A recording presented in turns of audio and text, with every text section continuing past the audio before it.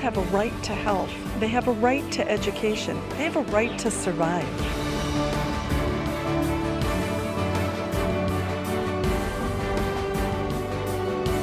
I believe there's a light at the end of the tunnel if we all pull our strengths together.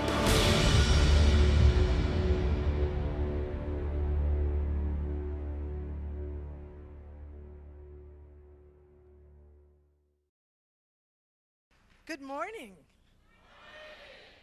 I have to tell you, it was an amazing sight this morning to pull up in the car and see all of you out there doing the academy programs. It was awesome to just watch and see all the energy of all of you out there. So applause to all of you. I was completely enthused this morning.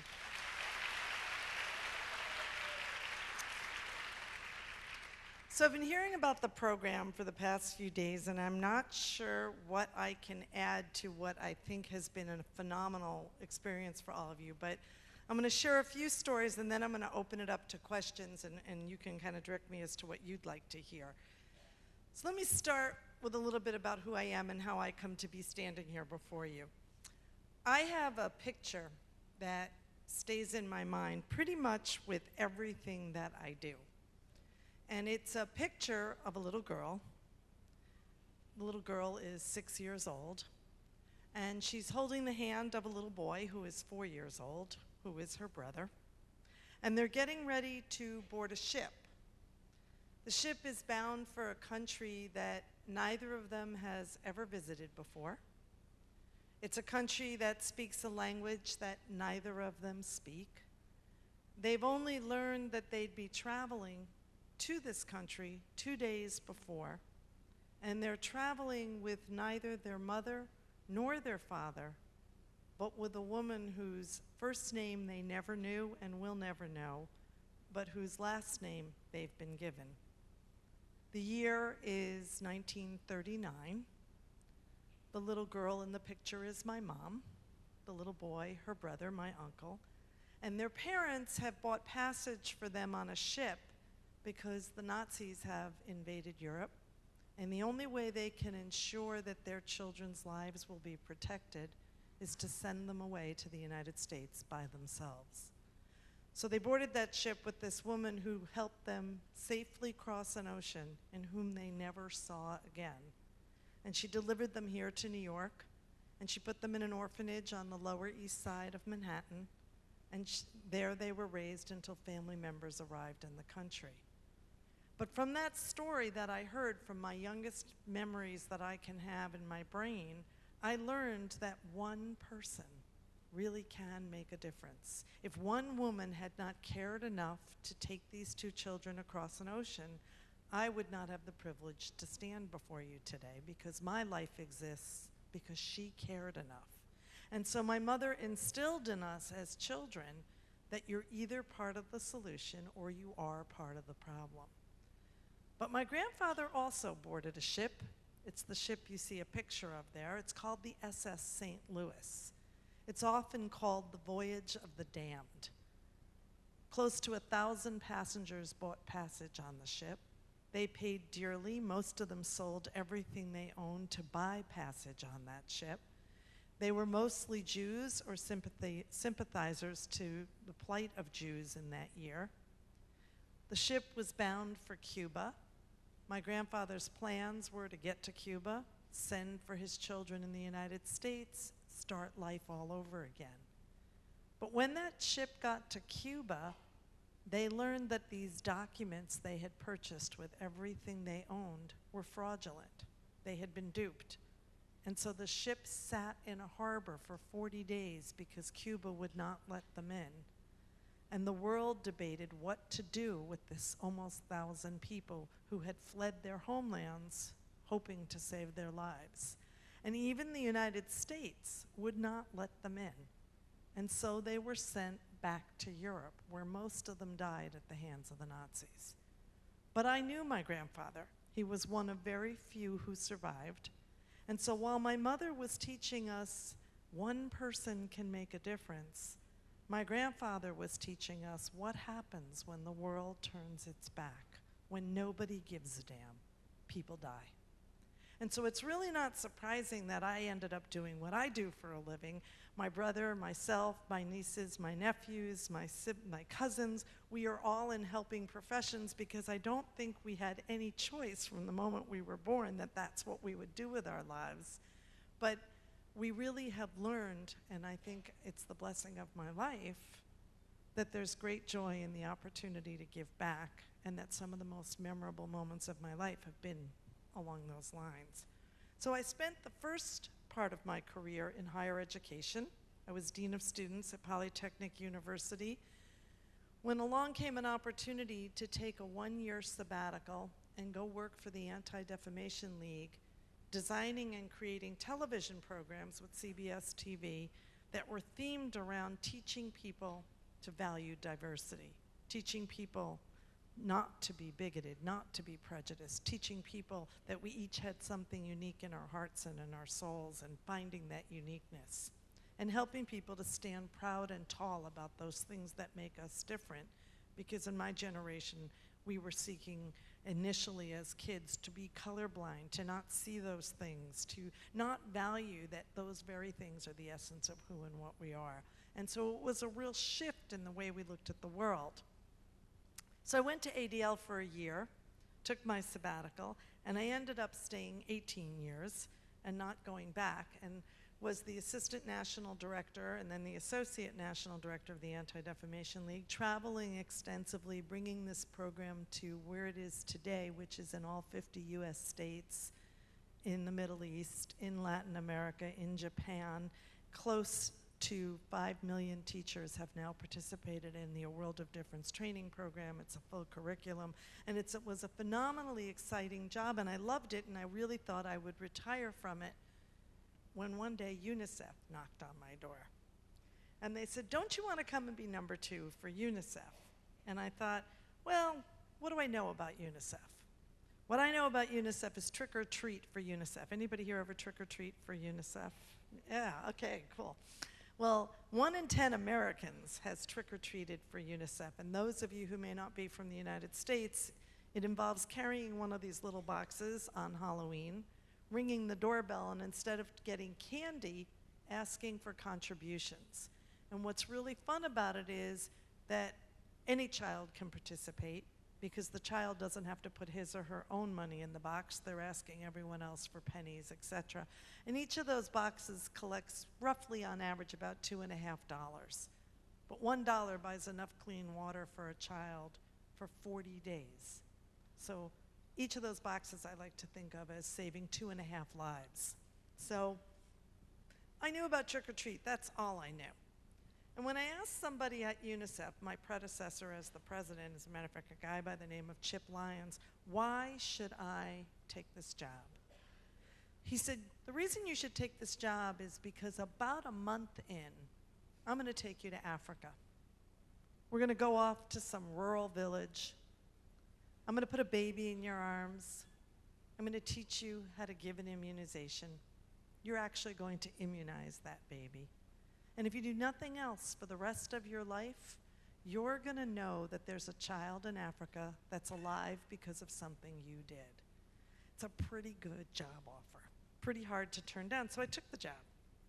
And to his credit, Chip began to teach me what I need to know about UNICEF. He taught me that UNICEF is the organization that does whatever it takes to save a child anywhere in the world.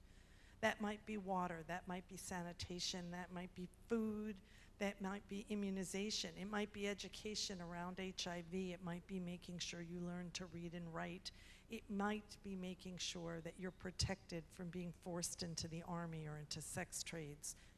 Whatever it takes to save a child. And that was all really good, and I got it, and off we went to Africa. My first trip to Africa was in 2007 to Mozambique. I got this long packing list from UNICEF. I took it really literally. I packed enough food to last me about a month for my 4-day trip. Lots of peanut butter, lots of crackers, every possible antibiotic. I just had this vision that I was never coming back. I got to Africa, and the first thing that struck me, and I don't know how many of you have visited Africa, is the sky is bigger in Africa. It is I don't know if it's because there is so much land to look at, but the sky is bigger. It's the most beautiful, magnificent sky. And we got there, and the first couple days I spent riding around with the mobile medical unit, which means you're in a Jeep with the doctor. There is one doctor for every 75,000 people in the country of Mozambique, so the doctor.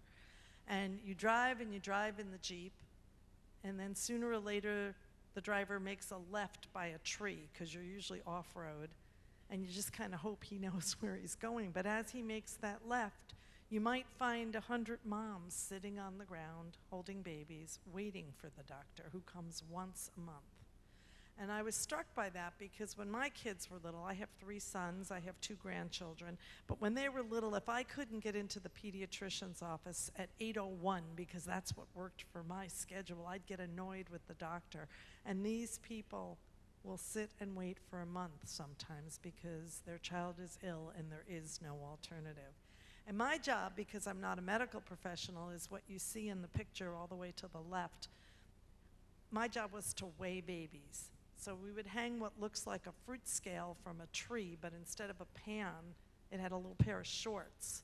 And you drop the baby into the shorts, and you weigh them. Babies really don't like it very much, but I have to admit it's kind of fun because you get to hold every baby in the village. But we drop them in, and the reason we do that is to chart each month how much they're growing or not growing so that we can catch malnutrition early on. If a baby doesn't get enough to eat in the beginning of life, the baby will get stunted, which means their bones won't grow appropriately, but it also means their brains won't grow appropriately. So even though you might later in life catch up and get the growth chart going, once the brain has suffered stunting, that child will never have the full potential to learn that the child had, which means you're pretty much dooming that child to remain in poverty. So it's a really critical job, and as I said, lots of fun. So I did that for a couple of days, and then they took me to a maternity clinic where I met Rosa, the woman I'm in the picture with, and if you look real closely, you can see between the two of us, there's this little tiny baby. Rosa had given birth about an hour before I got to the clinic. So I walked over to Rosa, and I said to her, "Is this your first child?" Which is a pretty normal mom-to-mom kind of question. I thought I'd have a conversation. And she answered me very matter-of-factly. As a matter of fact, so matter-of-factly that for a minute I thought I had misheard her, because she said, "Well, this is the first one that lived." And that was my introduction to what life as a mom in poverty-stricken Africa is really all about. I thought about when I had my first child. My first son was born here on Long Island. It was the first grandchild in our family. The day I found out I was pregnant and told my parents, they bought me this little tiny Gucci suitcase. It was the only time in my life I've ever owned a Gucci suitcase. And everybody was very excited. I packed that suitcase that week. You know, I had like 8 months to go still, but I packed that suitcase, and I put in the suitcase this beautiful white ethereal nightgown that I truly believed naively at a young age I would wear for the birth of my child. And I packed a bottle of champagne that we would drink after the child was born. I packed the book I would read in the hospital in this crazy image I had of what childbirth would be. And I also packed a big stack of cards with a rubber band around it that had every person I think I knew's phone number, because this was pre-cell phones, so you didn't have, you know, electronically held numbers, so that we could call the world and let them know that, you know, we had had a child. When Rosa went into labor, I left out something though. So on the day that I finally went into labor, I grabbed that Gucci suitcase. I went to North Shore Hospital here on Long Island. My mom and dad were there. My husband was there. My brother and my sister-in-law were there. My in-laws were there. The whole family was at the hospital. We gave birth to I have 3 sons, to my oldest son, and I did have a problem. I hemorrhaged, but the hospital jumped right in. They saved my life. They saved my child. And everybody celebrated. We did drink the champagne. So when Rosa went into labor, she was working in a rice paddy, picking rice, water up to about her knees. It was 106 degrees out that day. Rosa put down her bowl and she started to walk to the clinic. Nobody went with her because nobody could afford to put that bowl down. They had to work to feed their own families. And she walked for 4 hours to this clinic in 106-degree weather while in labor. She got to the clinic, she sat out on a lawn. When she was ready, she was brought into a semi-sterile environment where a healthcare worker with a 6th grade education delivered her child. Had Rosa hemorrhaged, Rosa and her baby would have died. There was no doctor who knew what to do. There was no ambulance outside to take her to a hospital because there was no hospital, and there was no road on which an ambulance could have passed anyway. But through the grace of God, Rosa gave birth to a healthy child. But I learned that Rosa was HIV positive, and the reason she knew the clinic was she had been coming there for her ARV drugs.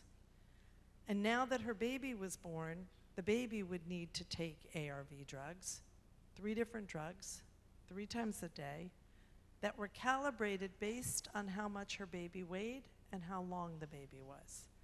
There were a couple of problems, though. Rosa can't read, so she couldn't read the directions on the bottles. She cannot do basic math, so she can't figure out the dosage. And she owned nothing like a scale, so even if she could read and even if she could do the math, she couldn't weigh her child, which meant that she would have to make the walk back to that clinic 4 hours each way, each day, for the first 3 weeks of her child's life until you could set a dosage. And she will do that, as would any other mom, if it meant you're going to save the life of your child. But I came back to the United States and I thought, how could I have reached the age, I was 50 years old when I took over as CEO of the U.S. Fund for UNICEF, how could I have gotten to 50 and not understood that the majority of women in the world give birth in circumstances similar to Rosa? How could I have not understood that what I take for granted are things that she could only dream of ever having access to? And I came back to the U.S. Fund and I said, we need to do a better job. We need to do something that will galvanize America, that will make Americans get on their feet and say, this is not okay.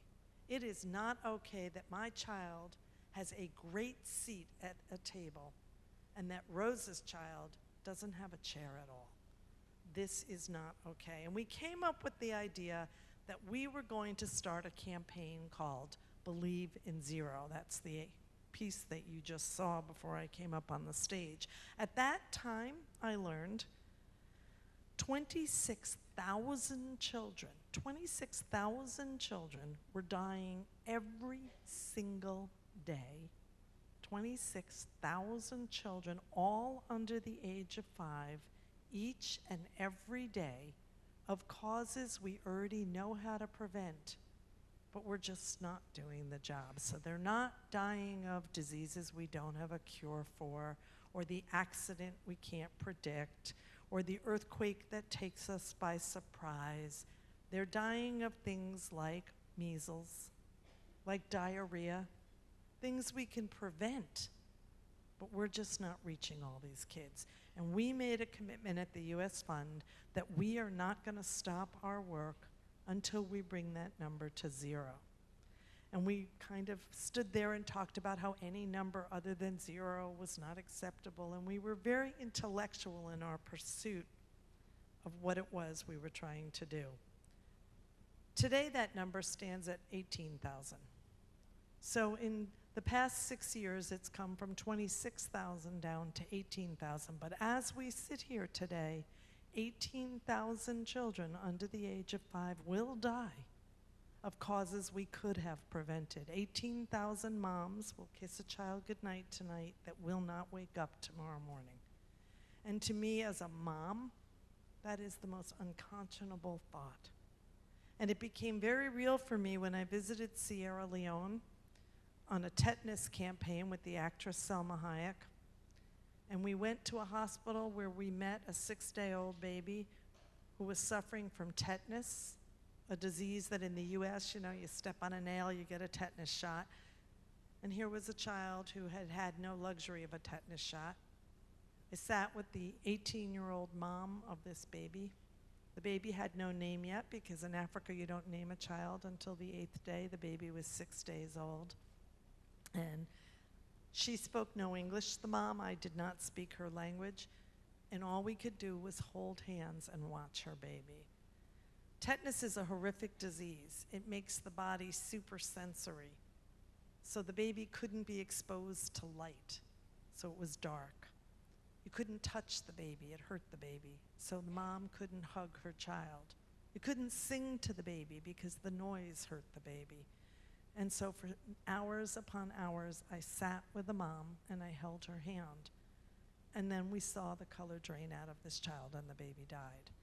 I had never seen a child die before, but I especially couldn't stomach the fact that the vaccine that would have prevented that death cost 70 cents.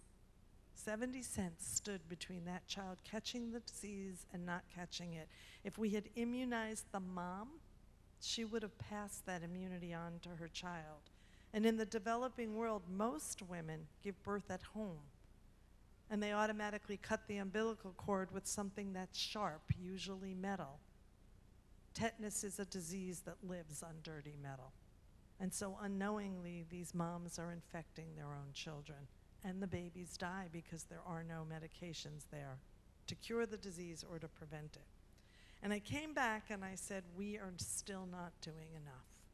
If we really want to reach zero, we have to get louder, we have to get prouder, we have to tell stories. And I gave an interview to the New York Times in which I asked, on what mountain do I have to stand on? How loud do I have to yell to get people to hear that 18,000 kids are dying every single day? Luckily, I have an amazing team. Some of them are with me today. They started forming high school clubs. They started forming college clubs. They started forming next-gen groups, senior citizen groups. We have begun a movement. It's not a movement where you have a membership card, where you have to sign and write a check.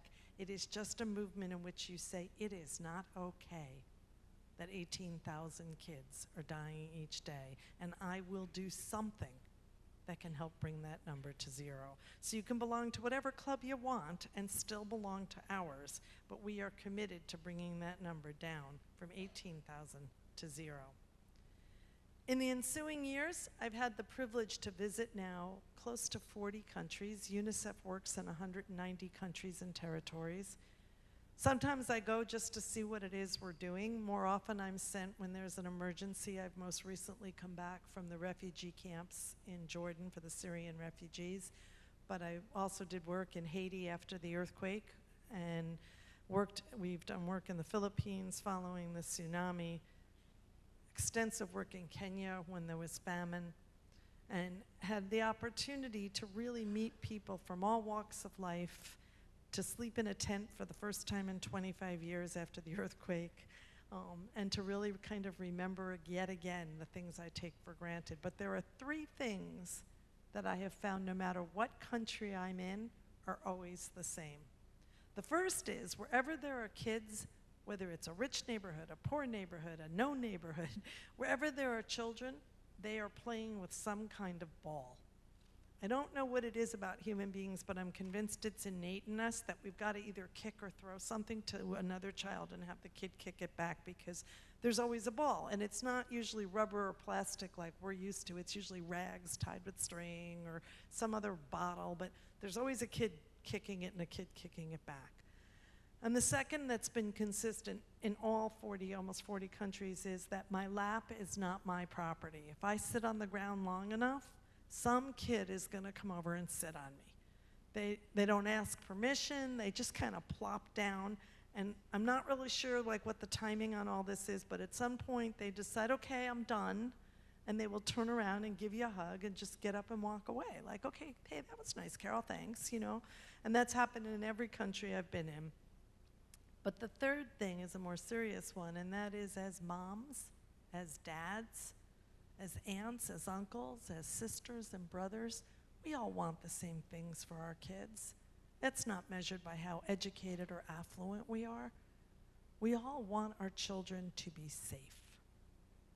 We want our children to have warm blankets. We want our kids to go to bed with their bellies full. We want them to put their head on a pillow. We want them to dream really big dreams. And as relatives and people who love them, we want to be part of making those dreams come true. And that is maybe defined in very different ways. You know, I might want my children to go to Harvard Law. And the mom in Sierra Leone might want her child to own a goat someday. But we all have an aspiration for our kids, and we, the grown-ups, we want to be part of making it happen. And that's part of what UNICEF is all about. So after 8 years of doing this work, I decided it was time to start telling the stories, because I have met phenomenal children. So I wrote a book called I Believe in Zero. Don't wait for the movie, please buy the book. And when they do the movie, I'm doing this write-in campaign that I really want Meryl Streep to play me. So if you get an opportunity to write in, that would be really appreciated. And it really is the stories of kids. It is the stories of, even in the worst places, kids are kids. Kids are still playing games, kids are still singing songs, kids are still dancing. Excuse me. Kids are kids. And at the end of that story, of the book, I tell one story, which is what I'm going to wrap up with here, but let me just take a sip of water. Excuse me. So let me tell you a little setup for what I'm about to share with you. So there was a famine in the Horn of Africa. Not enough food, people dying of starvation. I was appalled by it. And that's when I did this famous quote in the New York Times about what mountain do I need to stand on? And how loud do I have to yell to get the world to do something about it? So a couple days later, I get a phone call from somebody who read the quote and who wanted to join me in doing something. Now, the person on the phone said it was Buckingham Palace. I thought it was my friend Mark, because he's known to call me and say he's Bruce Springsteen. He calls and he says, you know, I just assumed it was Mark, and I wouldn't believe it was really Buckingham Palace, but kind of 10 minutes into the conversation, I realized I was really talking to Buckingham Palace. And they were calling because Prince William and his new bride, Kate, had agreed that they would help draw attention to this plight of children by coming with me to our supply house in Copenhagen and helping us to pack supplies into huge airplanes and take them to the countries, and in the hopes that the press corps goes where the prince goes, we would get this story told. So British Air donated a huge 747 airplane, and UPS donated a huge cargo plane. And I went over to Copenhagen with a crew from Nightline Television, my board chair and myself, and a slew of other volunteers, and Prince William and the princess, and we went to pack supplies. So the first thing I have to tell you, ladies in the room, he really is that cute. He's really handsome. I was completely tongue-tied. And for the men in the room, she is equally gorgeous, and I kept wanting to not like her because she was so beautiful, but she's lovely. And they worked really hard all day. We packed this plane, and you don't realize how big a 747 is till you try and fill every single cargo hold with supplies. And we filled the UPS plane, and then we'd been up all night flying from New York to Copenhagen. We worked all day. Then I got on that 747 with 4 other people. We sat in every seat on the plane. We had a lot of fun on that plane ride. We flew from Copenhagen to Kenya. Then we drove around in forklifts, and we unloaded the plane, and we put it into little planes, these little 5-seaters, and we each flew off in our little planes with supplies. So I was in the little plane, and we land in a place called Kakuma, And now we have to drive 3 hours to the refugee camp. So I've been up at this point over 40 hours. I haven't slept. And I'm carrying all these supplies in a Jeep on our way to Kakoma. So the crew from Nightline says to me, well, we really need to shoot some really good footage of the desert to use for the TV program we're going to do about all this. So here we are in the middle of nowhere. We pull off the road. We haven't seen anything that looks like a village. We haven't done anything. For hours we've been driving. We pull off the road. They're setting up cameras. They're shooting pictures. And this is what happened. The news team busied themselves with the cameras, discussing what they wanted to shoot and from which angle. Peter is my board chair. Peter was talking with our UNICEF friends, and I stood by myself, really feeling the heat and a bit dizzy. The air was moving, but the sun was so strong that the breeze provided no relief, and the grains of sand it carried were stinging my legs. I thought about going back to the Jeep, but the air was off, the motor was off, and it didn't seem like it would provide any relief. I stared at the empty desert, nothing but rocks and sand, small hills, larger mountains in the distance. There was very little noise except for the conversation of our group. I'm not sure what made me turn around, but as I did, I saw an emaciated woman come over the crest of the hill, holding the hand of a child. Maybe it was a hallucination caused by the heat, but I experienced her appearance in slow motion, first seeing her head as she climbed higher and higher, and then the rest of her body. I couldn't imagine where she had come from.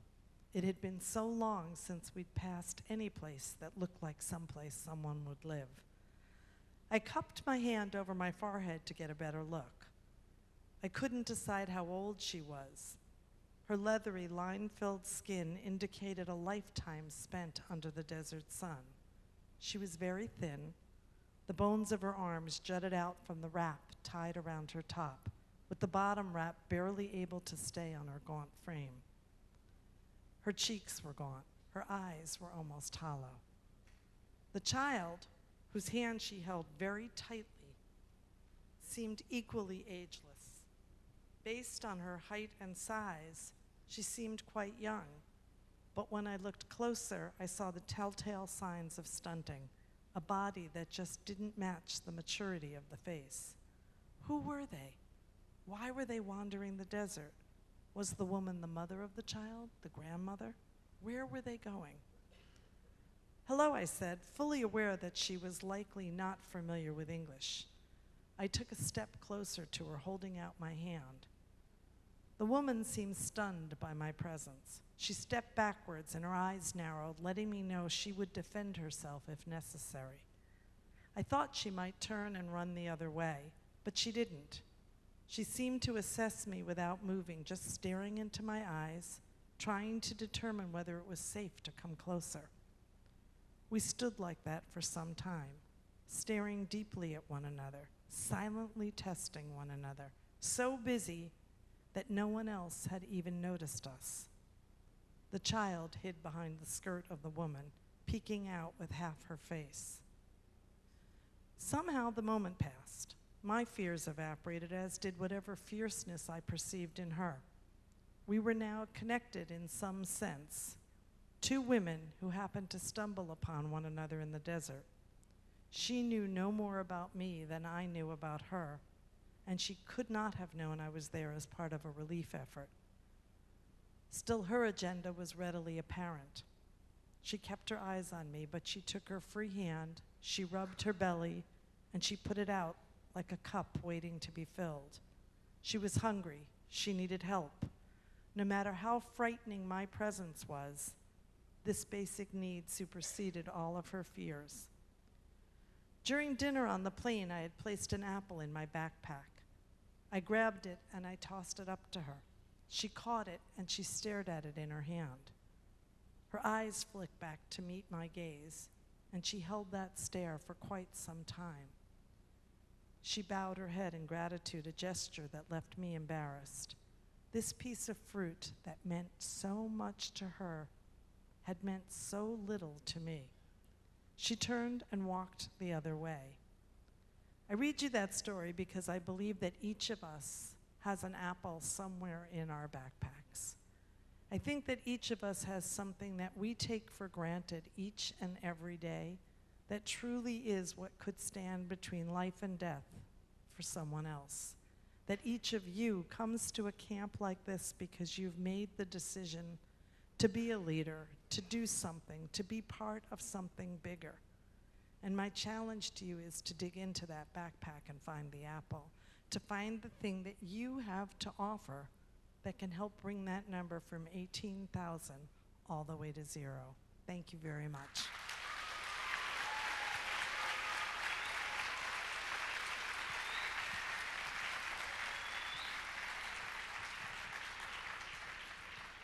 I'm happy to answer questions if there are questions. There's one right there in the middle. I don't know if somebody's got a microphone, but.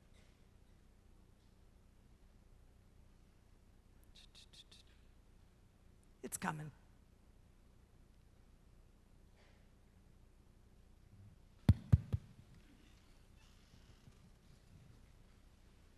Actually, I have a whole bunch of questions, but I'll just answer or Sure. ask a couple. So, what are the main countries that you're working in, and how do you balance which countries to maintain the organization and the funds?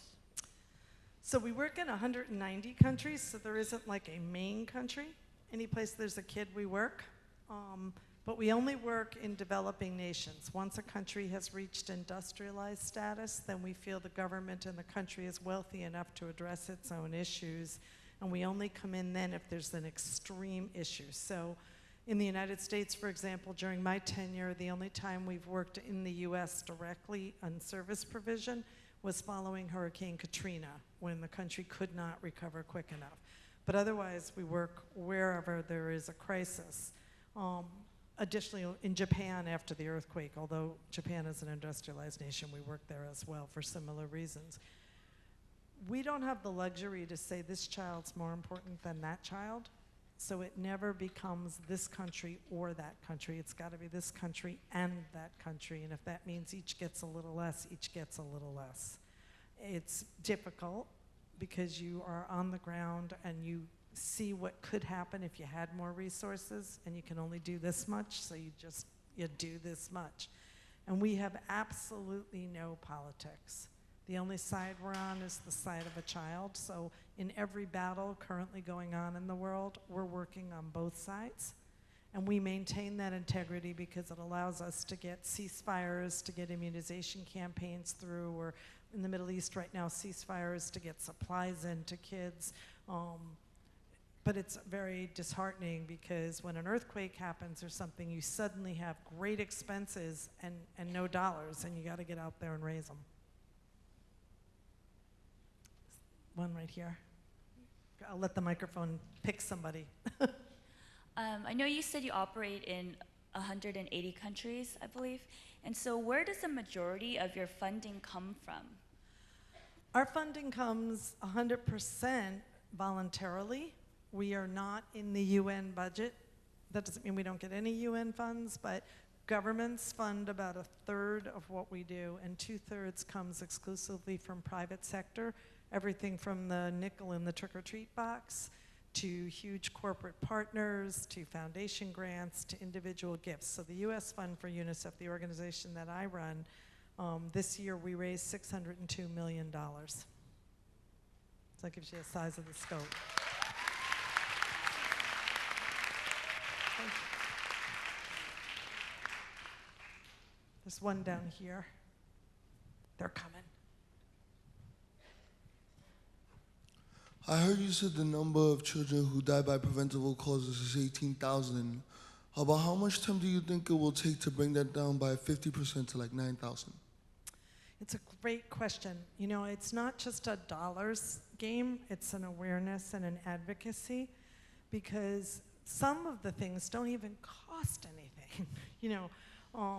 the three things that have had the greatest impact on lowering that number, so one is immunizations. Those actually cost money.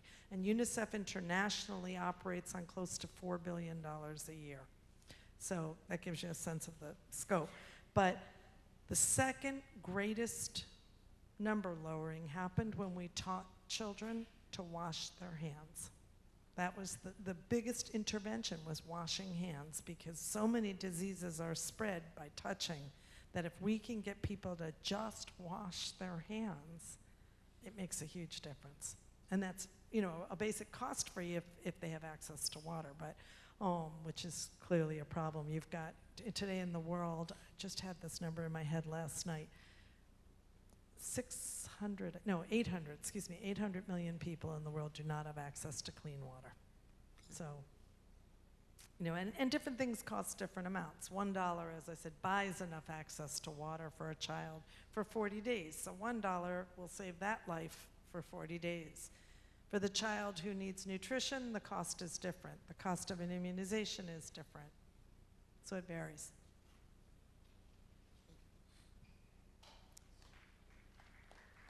I have time for one more question, I'm told. There's one back there, and she's really raising her hand up high, so let's get it up to her. Thank you.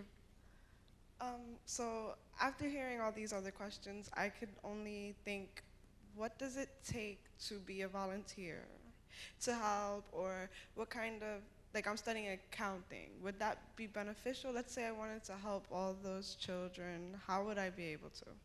Okay, so what it takes to volunteer.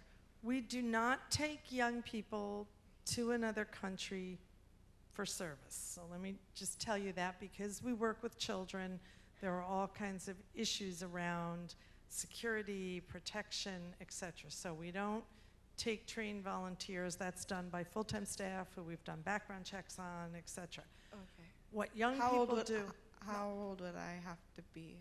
You would, to be a worker, a paid worker, you need to either be living in a country where we need paid workers, you know, be from that country, speak the language, or if you're a US citizen trying to secure that kind of job, you need to have your college degree. And we tend to look for people who've had some work experience and some of what you guys have already done, proof that they've gone overseas, that they're comfortable doing things like that. That's not me, but for anybody else.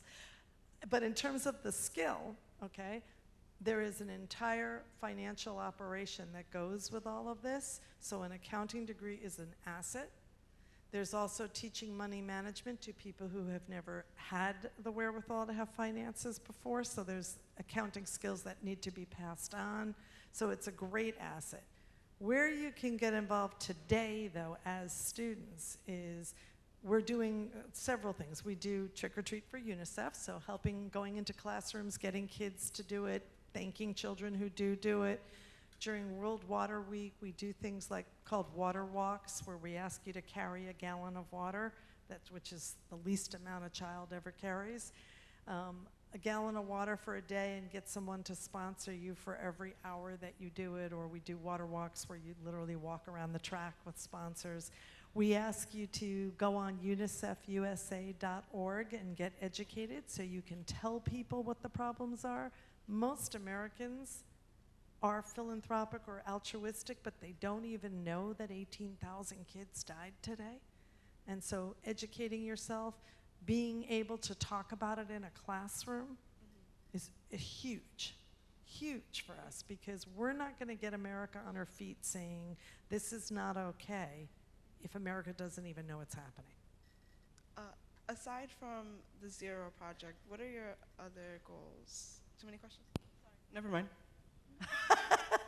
I think I just got the it's time cut. Thank you very much.